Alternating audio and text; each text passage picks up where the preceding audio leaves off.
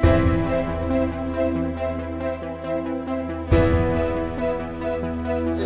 Noli De Castro.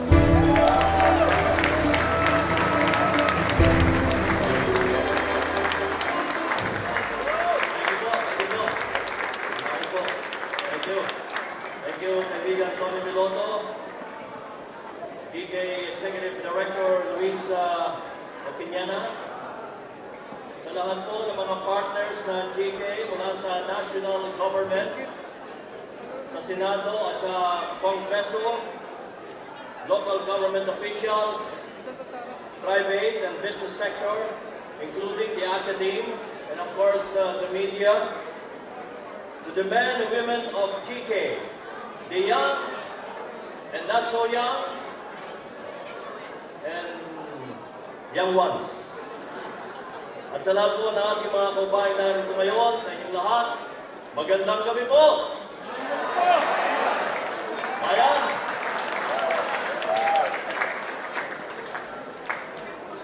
The dream of GK founder Tony Miloto that started in a depressed community in the Philippines has found its way to one of the global centers of intellectual development. Tony is someone whom I would call a man on a mission. He has a very clear understanding of what his purpose in life is. And since his mission is clear, he is able to channel all his passion and energies to that singular mission. In the process, he contaminates and animates others. Now we are here in Boston to launch the Emerging Asian Model for Community Development and Poverty Alleviation, and to celebrate the success of GK's approach. All of us from the national government, Congress, local governments, and the private sector from the Philippines and all over the U.S. and other parts of the world are all here to celebrate with GK and honor a way of life, the GK way, walang iwanan.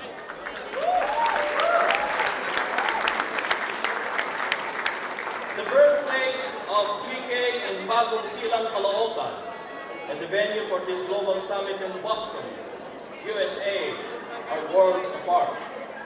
Yet we are at this very moment connected by one goal, that of bringing dignity and decent living conditions to the poor. So my friends, mga kababayan po, we are also celebrating today the 111th declaration of the Philippine independence amidst the cheers of Filipinos who witnessed this glorious event. The leaders of the Philippine Revolution unveiled the Philippine flag and signaled the establishment of Asia's first republic. The dreams of our forefathers for a democratic, progressive, orderly, and peaceful Philippines remains to this day. And I'm happy that GK has given meaning to these dreams. Since 1985, you have been working to address the problem of poverty, particularly by housing the poorest of the poor. And as chairman of the Housing and Urban Development Coordinating Council, I am truly grateful for the commitment shown by GK and its volunteers and partners, and that was how my friendship with Tony and the young men and women of GK started. I say it because I know that the housing requirements in the Philippines cannot be met by government alone.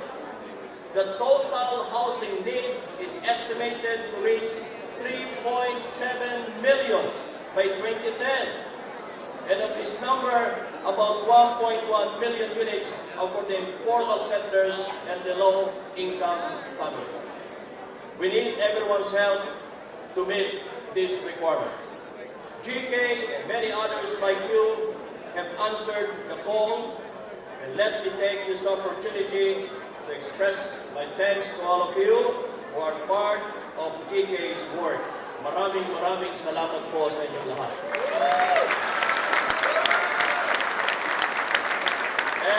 I also want to thank our friends who may not be Filipinos by birth, but whose deep love for our countrymen challenges each one of us to love our country even more.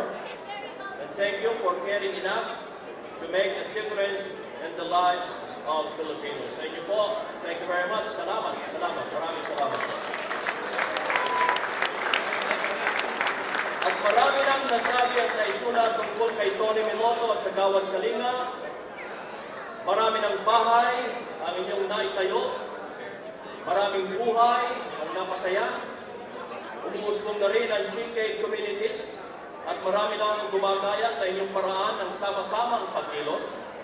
Subalit higit pa sa mga bahay, higit pa sa mga proyektong pangkabuhayan, meron isang bagay na ibinabahagi ang GK sa mga komunidad na inyong pinagtatrabahuhan. Ito po ay ang pag-asa, hope. More than the housing units or the livelihood projects, your approach has brought something deeper to the GK communities, and you have brought hope. So in a sense, GK has found a way to fight poverty with hope, to awaken the potential of the individual so that he will do something to improve his life, to mobilize communities so that they can find solutions to their problems, and to harness the immense goodwill of people who are willing to share their lives and resources to others. So GK has given us a model that is truly Filipino because it gives flesh to the bayanihan spirit, and truly Christian because it derives its spirit from God's love for His children. So pinapakita po ng GK kung paano tayo makakalaya sa talikalang ng kahirapan at ang kawalan ng pabahay. Angkop na angkop ito sa paggunita natin sa araw ng kalayaan ng ating pong bayan. At inaasahan ko na patuloy ninyong isusulong ang pangarap ng ating mga bayani, pangarap din ni Tony Minoto at ng GK, at pangarap din nating lahat, isang magandang bukas para sa bawat Pilipino. I like telling stories, and one of the stories I love to talk about is the GK story, which I do even in front of them. And I talk about our friendship and our partnership in housing the poor, especially the poorest of the poor. Now, you can get the complete story from the founder himself, Tony Minoto. Whose experiences from the time he founded GK is documented in his book, A Story of Dreams and Hope. So congratulations, my friend. You are indeed a builder of dreams, and we share your dream of uplifting the lives of 5 million poorest Filipino families. We will be there. And we will be there to work with you in the realization of this dream through GK 2024. And I'm sure many more, especially our kababayan here in America, will join and support this dream. And I guess this is truly a meaningful commitment from us as we celebrate today the declaration of our independence. So muli, maligayang araw po ng kalayaan. Mabuhay ang GK, mabuhay ang Pilipinas, at mabuhay ang mga Pilipino!